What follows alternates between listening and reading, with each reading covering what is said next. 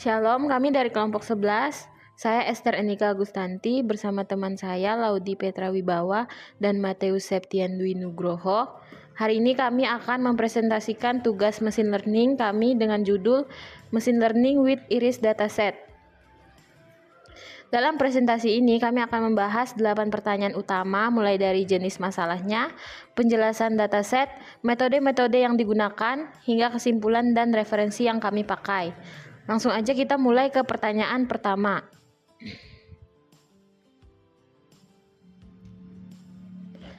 Pertanyaan pertama adalah, apakah masalah ini termasuk supervised learning atau unsupervised learning?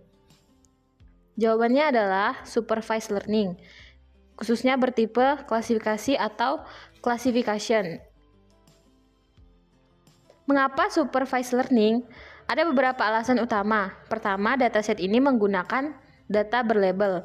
Artinya, setiap data sudah diketahui jawabannya.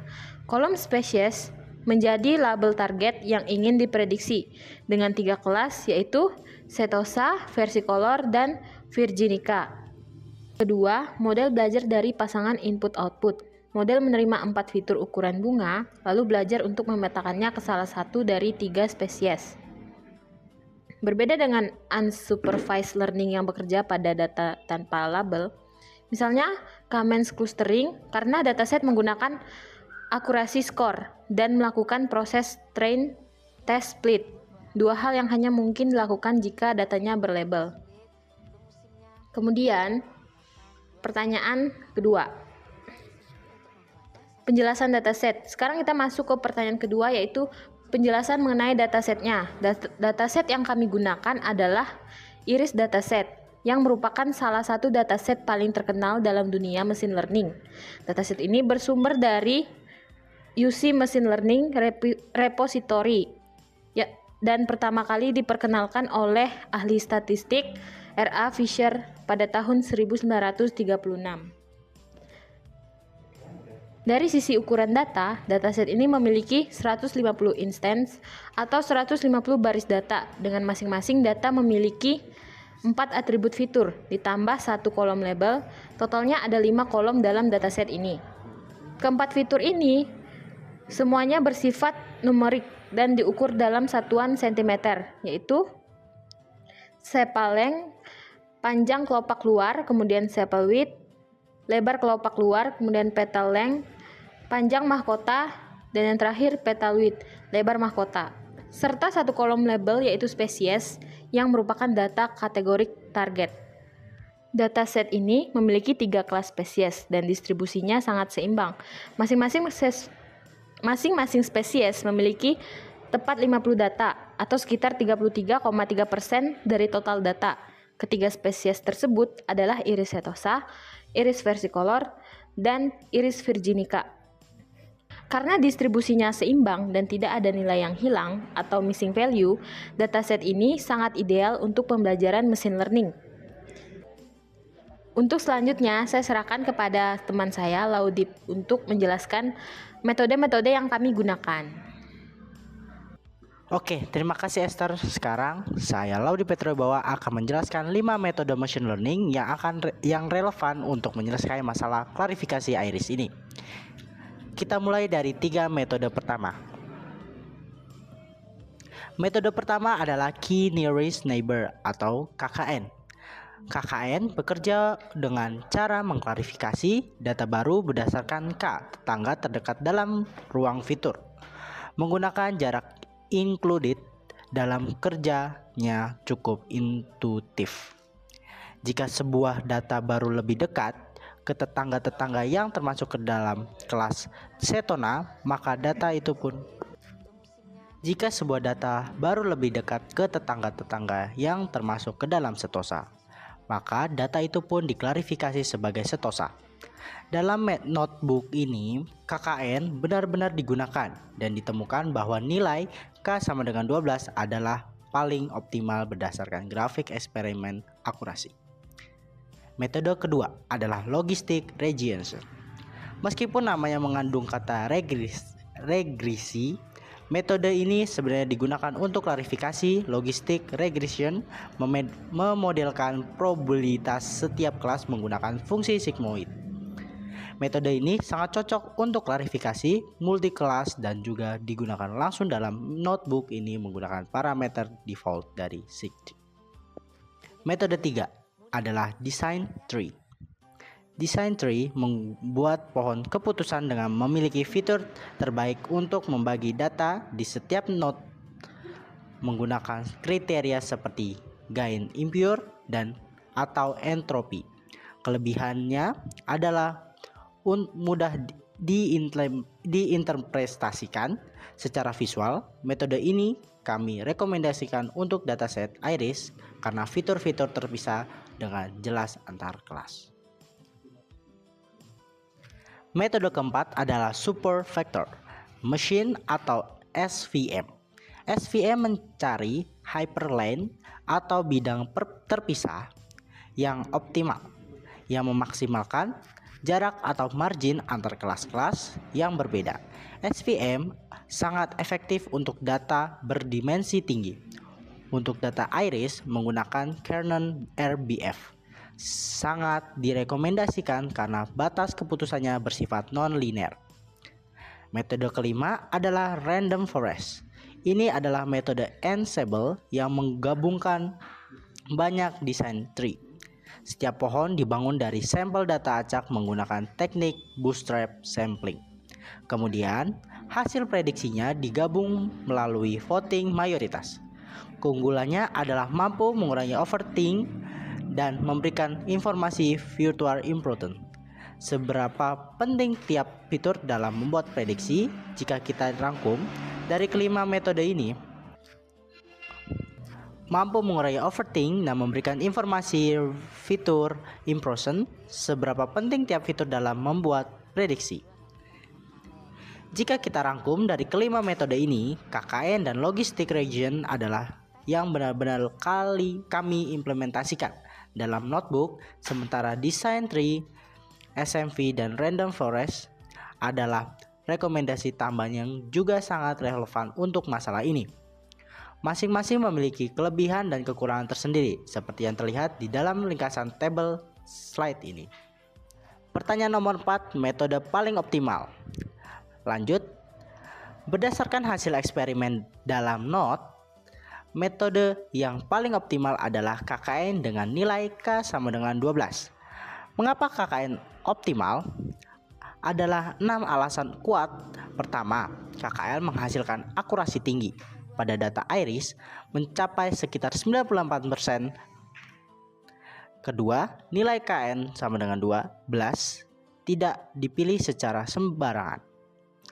Ditemukan melalui grafik eksperimen yang menguji nilai K dari 1 sampai 25 dan K sama dengan 12 memberikan akurasi yang stabil dan tinggi. Ketiga, KKN stabil untuk dataset kecil seperti iris yang hanya memiliki 150 instance.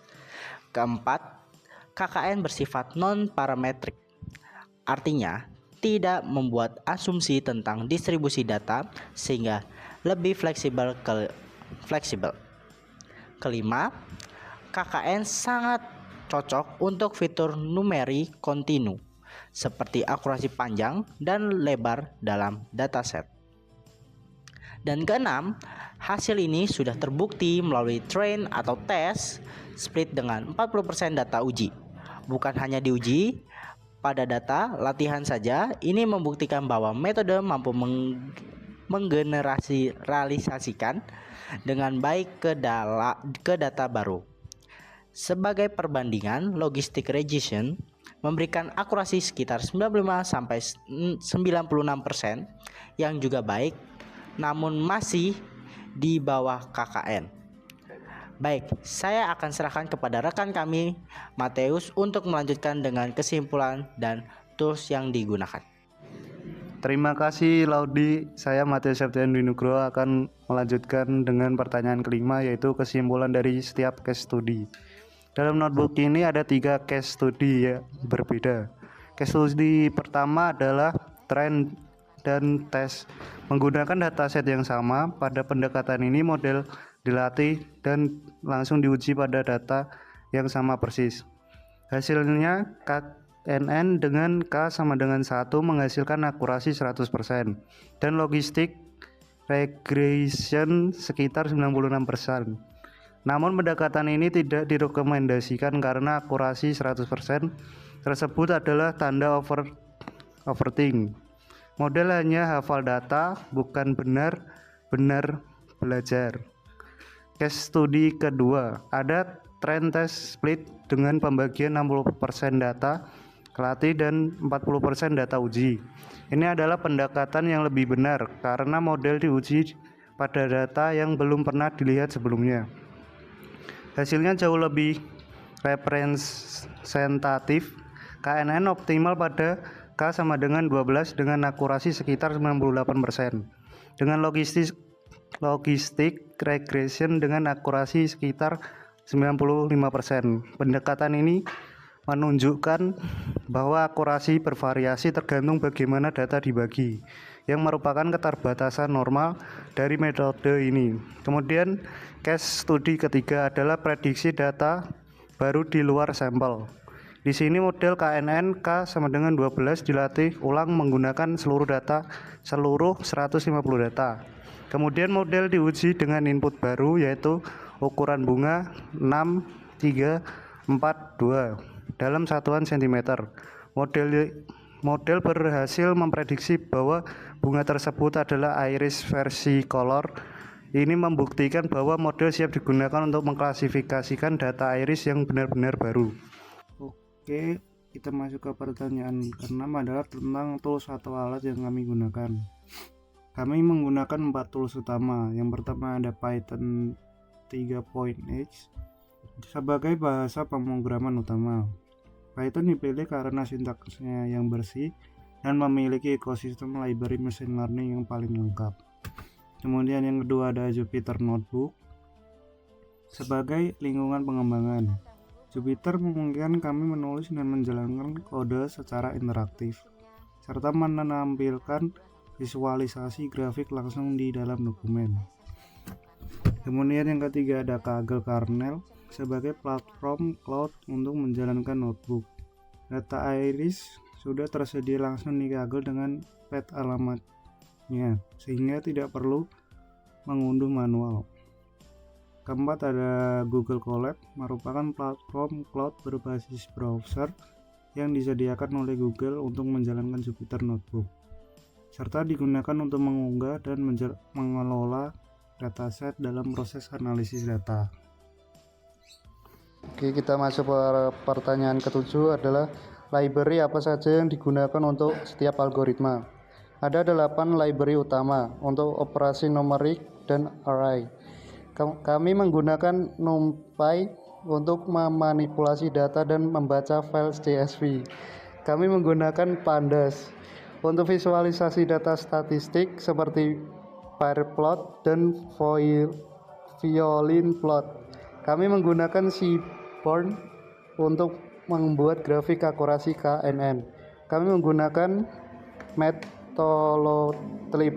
Selanjutnya dari library Scikit-learn, kami menggunakan 4 modul berbeda. Scikit-learn Nightboard untuk algoritma KNN, Scikit-learn linear model untuk logistik regression, Scikit-learn model selection untuk melakukan train atau test split, dan Scikit-learn metric untuk menghitung akurasi skor sebagai ukuran evaluasi model. Kemudian kita masuk ke pertanyaan selanjutnya. Referensi dan sumber coding.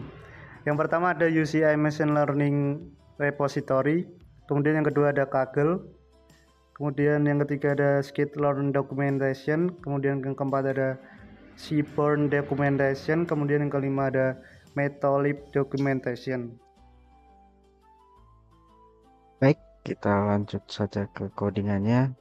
Baik, silahkan Saudara Esther untuk melanjutkan codingannya. Halo semuanya, saya Esther Enika Agustanti dari kelompok 11. Video ini kami akan menjelaskan cara menjalankan kode machine learning menggunakan dataset iris di Google Colab.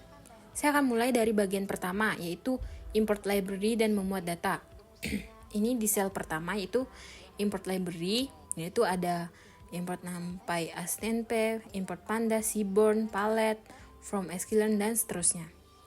Nah, ini kita klik run pada sel ini.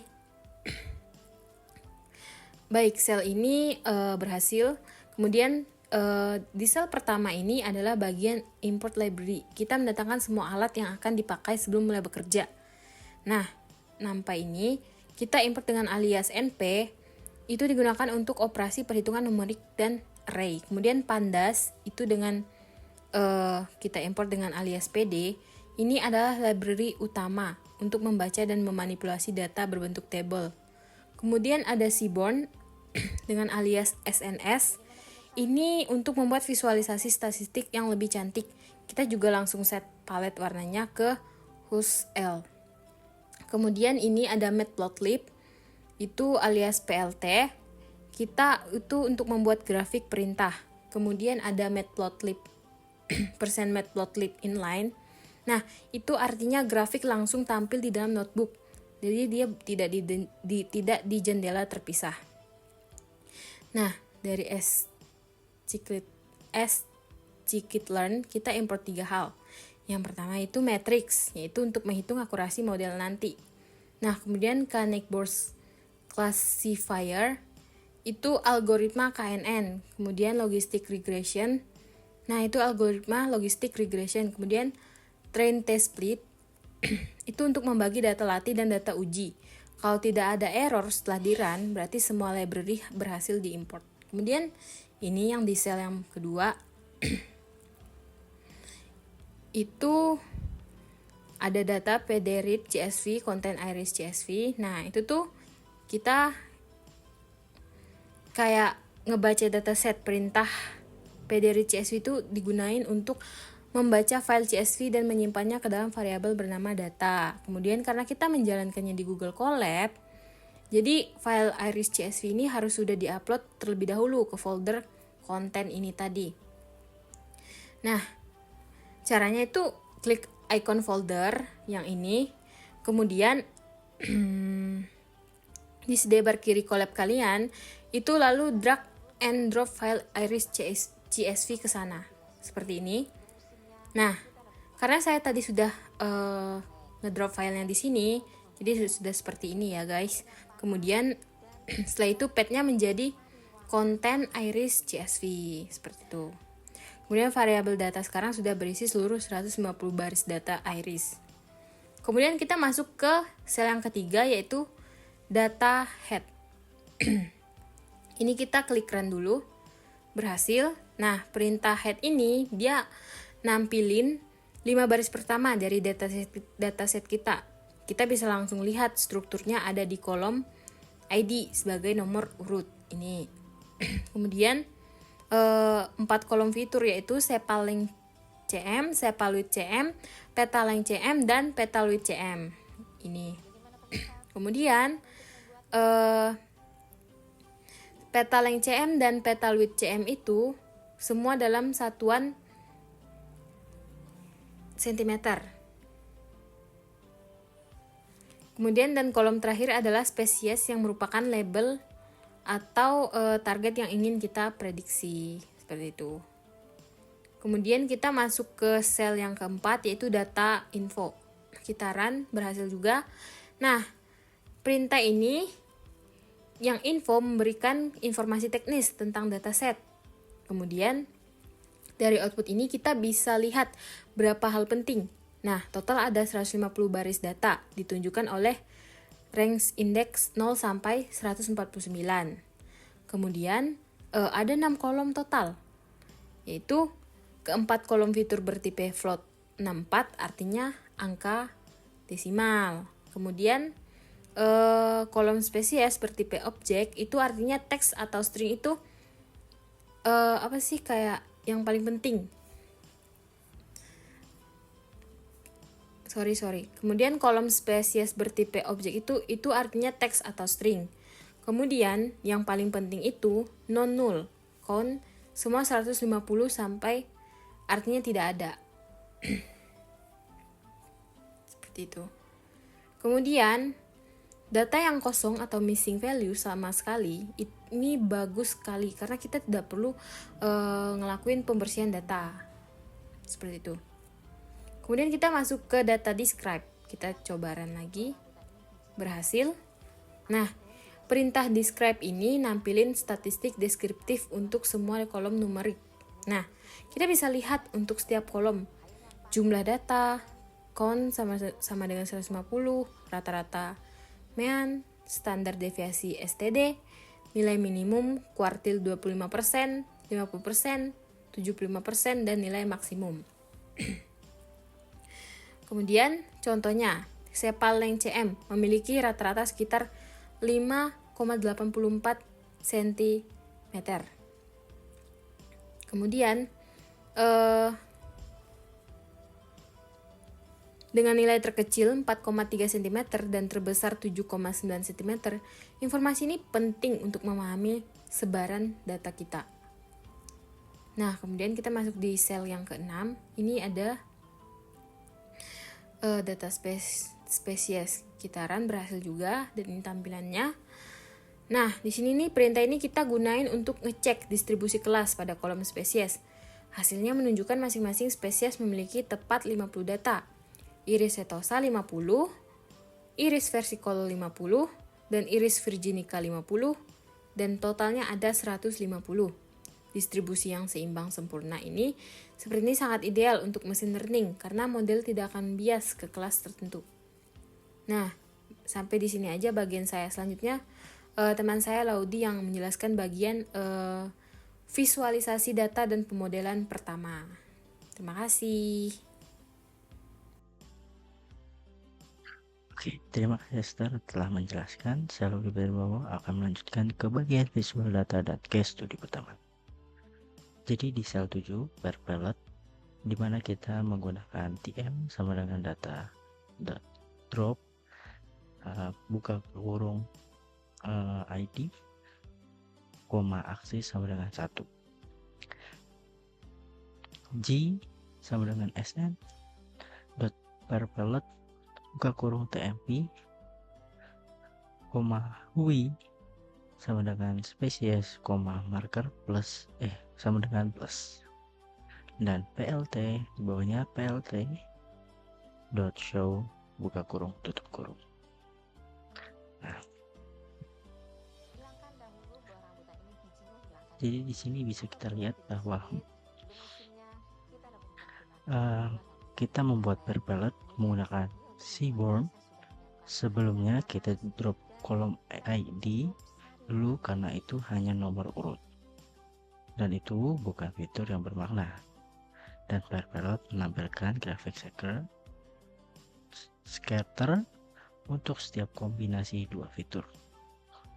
Warna yang berbeda mewakilkan spesies berbeda seperti warna merah dan juga hijau. Dari grafik ini kita bisa langsung melihat bahwa iris setosa biasanya warna merah muda terpisah dengan sangat jelas dengan dua spesies lainnya, sedangkan varicolor dari Virginica ada sedikit tumpang tindih di beberapa kombinasi fitur. Ini memberikan petunjuk bahwa masalah klarifikasi ini tidak terlalu sulit, secara satu kelas sudah sangat terpisah. Lalu kita lanjut di sel 8. Nah, di sel 8 ini seperti lihat ada codingan G sama dengan ini bla bla bla bla bla. Nah, di sini sudah bisa dilihat bahwa kita membuat violin plot.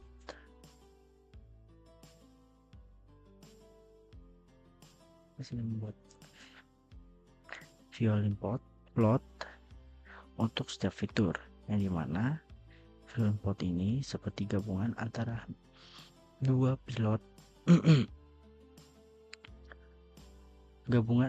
box plot dan density plot.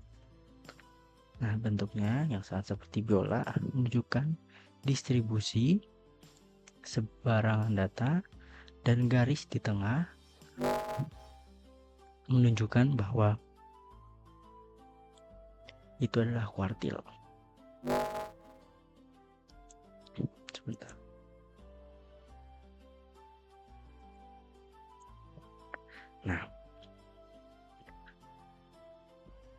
Nah, setelah itu kita jalankan di mana ada 4 plot sekaligus untuk masing-masing fitur, dan dilihat dari hasilnya, khususnya pada petal length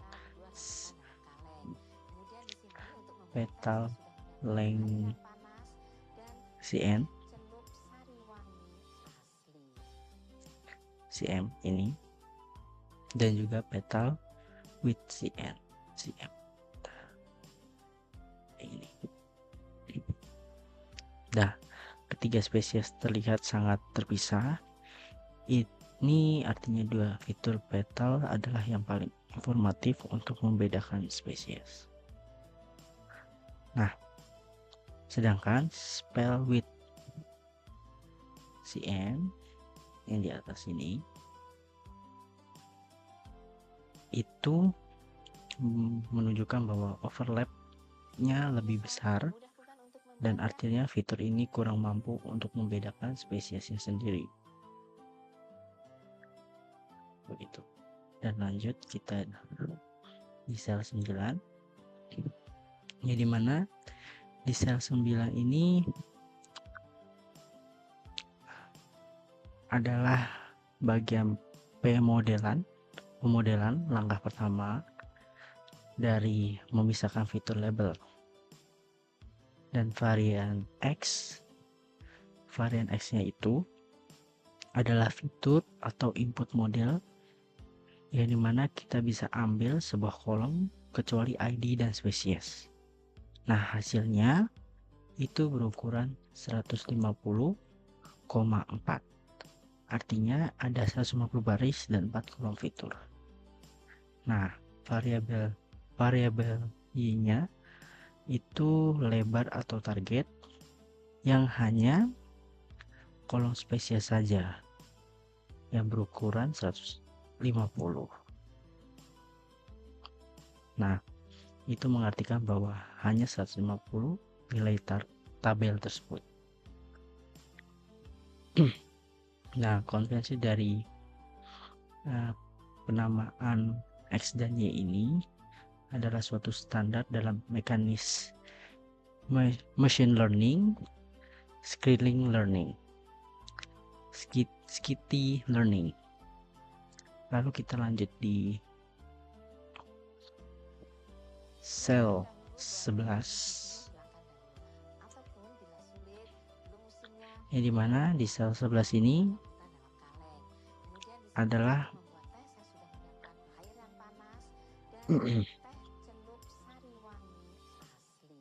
case studi case pertama,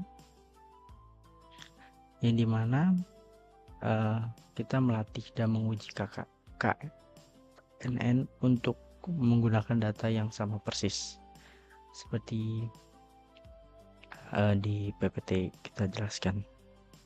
Nah, cara kerjanya itu kita buat daftar nilai dari 1 sampai 25. Setelah itu kita setiap nilai K kita latih model KNN pada X dan Y-nya. Nah, setelah prediksi hasilnya dan simpan akurasinya. Setelah itu kita bisa lihat dari grafik saat KNK sama dengan 1, akurasi mencapai 100%. Akurasi menyampai 100%, tapi ini adalah tanda bahwa itu overthink yang serius, dan model hanya menghafal data dari latih, bukan benar-benar belajar pola. Nah, seiring K membesar, akurasinya itu akan turun perlahan karena model ini menjadi lebih general, dan ini masih bukan cara evaluasi yang benar.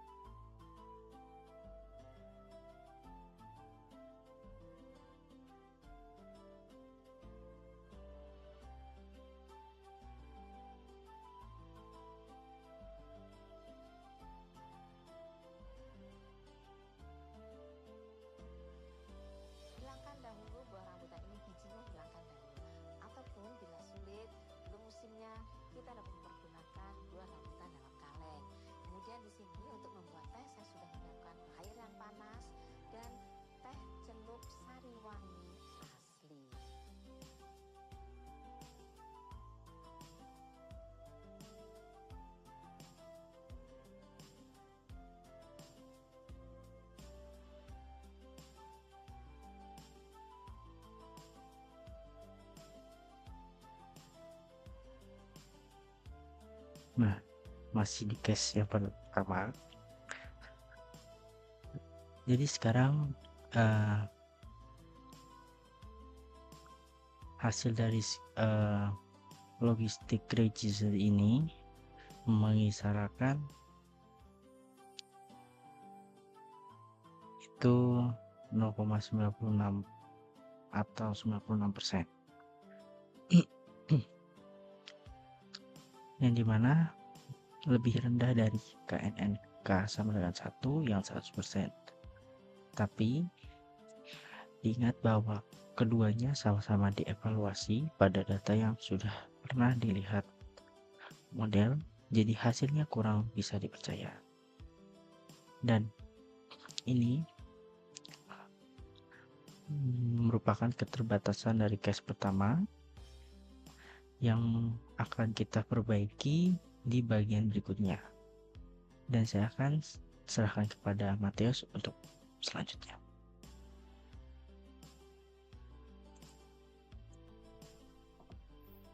Baik, terima kasih Kak Lodi. Saya Matius Septiani Nugroho. Saya akan menjelaskan case studi kedua dan ketiga yang merupakan inti dari evaluasi model yang sebenarnya. Jadi kita masuk ke codingan yang pertama. Kita jalankan dulu codingan. Maka akan muncul outputnya seperti ini. Inilah perbaikan dari case studi pertama. Sekarang kita membagi dataset menjadi dua bagian menggunakan trend _test _split. Parameter yang kita gunakan X dan Y merupakan data yang akan dibagi. Test _size sama dengan 0.4, artinya 40% data dipakai untuk testing, sisanya 60% untuk data training. Kemudian ada random _state sama dengan 5. Ini adalah untuk random number generator, supaya setiap kali kode dijalankan hasilnya sama persis. Dari output kita bisa lihat hasilnya X _trend berukuran 90,4. 90 merupakan baris untuk training. Kemudian Y _trend berukuran 90. Kemudian X _test berukuran 60,4. 60 merupakan baris untuk testing. Kemudian ada Y _test berukuran 60. Kemudian untuk total data kita ada di 150, didapat dari 90 ditambah 60. Ini kita masuk ke coding yang kedua. Kita jalankan dulu. Nah, maka akan muncul grafik ini. Ini merupakan grafik yang benar. Sekarang kita ulang eksperimen KNN tapi kali ini dengan cara yang benar. Model dilatih hanya pada X-trend dan Y-trend. Model diuji pada X-test dan Y-test. Kita gunakan data yang belum pernah dilihat model sama sekali. Perhatikan perbedaan dengan grafik case studi pertama.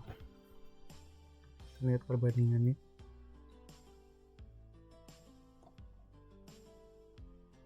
Sekarang tidak ada lagi akurasi 100% di K sama dengan 1. Grafik ini lebih realistis karena menunjukkan kemampuan model pada data baru. Dari grafik ini kita bisa melihat bahwa sekitar K sama dengan 12 memberikan akurasi yang stabil dan tinggi, mendekati 98%.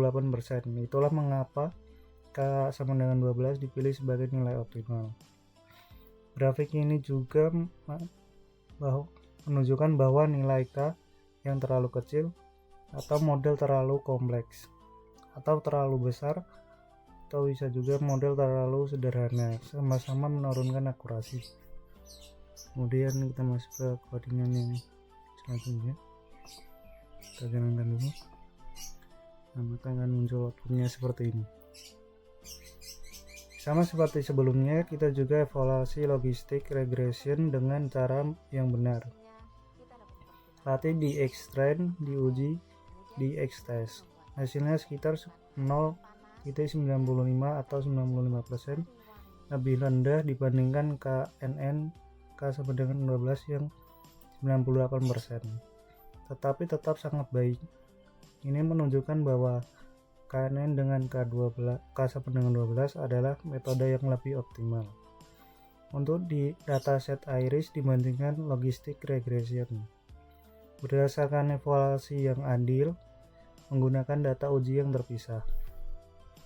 Kemudian kita masuk ke coding kayaknya, dan inilah case study terakhir. Bagian yang paling menarik di sini kita membuktikan bahwa model bisa digunakan untuk memprediksi data iris yang benar-benar baru. Langkah-langkahnya, pertama kita buat ulang model KNN dengan K sama dengan 12, tapi kali ini dilatih menggunakan seluruh 150 data, bukan hanya 90 data training. Ini dilakukan supaya model mendapat sebanyak mungkin informasi sebelum dipakai prediksi nyata. Kedua, kita panggil titik predik dalam kurung dengan input 6342. Ini artinya kita ingin memprediksi spesies dari sebuah bunga iris dengan sepal length sama dengan 6 cm, sepal width 3 cm, kemudian petal length 4 cm, kemudian petal width 2 cm, dan hasilnya adalah iris versicolor. Model berhasil mengklasifikasikan bunga tersebut sebagai iris versicolor. Ini membuktikan model kita siap digunakan untuk data iris baru di dunia nyata. Demikian penjelasan code machine learning dengan iris data dari kelompok 11. Untuk rangkuman apa yang sudah kita jelaskan, kita mulai dari import library dan juga load data. Lalu kita melakukan eksplorasi dan visualisasi untuk memahami data. Lalu case study 1 yang menggunakan train dan test pada data yang sama. Dan kita tidak menyarankan untuk bisa overheat karena itu bisa overheat. Lalu di case study 2 kita menggunakan tes dan train dan test split yang benar menggunakan KNN K sama dengan 12 yang dimana terbukti optimal dengan akurasi 98%. Lalu di studi case 3 kita menggunakan model untuk memprediksi data iris baru. Terima kasih.